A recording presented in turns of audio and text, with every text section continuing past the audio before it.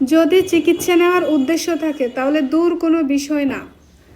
আমার এই রোগীটা সিলেট থেকে আসছে, ওনার চকলেট সিস্ট ছিল, আলহামদুলিল্লাহ আমার ওষুধ খাওয়ার পর চকলেট সিস্ট রিমুভ হয়ে গেছে।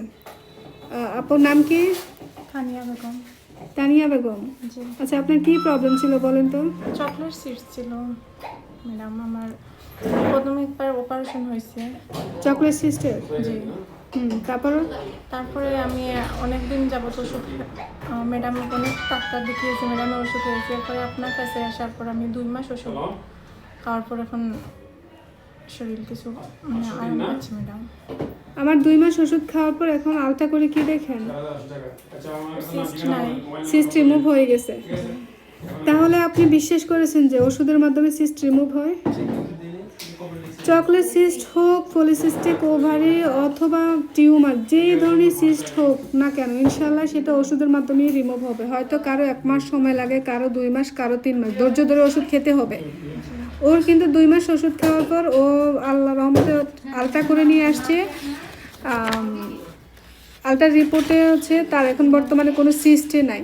আমার আইডিতে প্রবলেম হয় যার জন্য আমরা রিপোর্টগুলো শো করতে পারছি না, সেজন্য রোগীর মুখেই আমরা শুনে নেই যে কী কী প্রবলেম। কোথা থেকে আসছেন তানিয়া?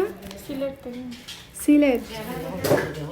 চিকিৎসা নেওয়ার যদি উদ্দেশ্য থাকে তাহলে অবশ্যই আপনি দূর কোনো বিষয় না, আপনি আসবেন, সেটাই হচ্ছে বড় কথা। মানুষ চিকিৎসার জন্য বিদেশ চলে যেতে পারে, আপনি এক ডিস্ট্রিক্ট থেকে আরেক ডিস্ট্রিক্টে আসতে পারবেন না।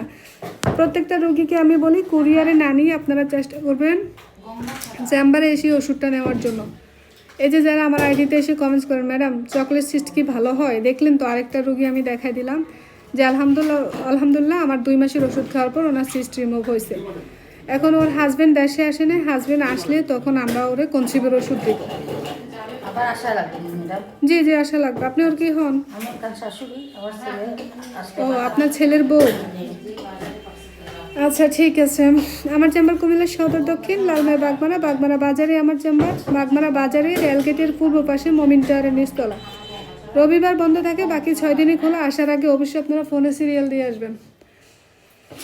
চকলেট সিস্ট হোক, টিউব ব্লক হোক, tumour, breast tumour, polycystic ovary, PCOS, PCOD, হরমোনের সমস্যা, বাচ্চা না হওয়া, বারবার বাচ্চা নষ্ট হয়ে যাওয়া, পিরিয়ড অনিয়মিত, ডিম্বাণু ছোট, পুরুষের অ্যাজিস্পার্মিয়া ইত্যাদি রোগের চিকিৎসা করা হয়।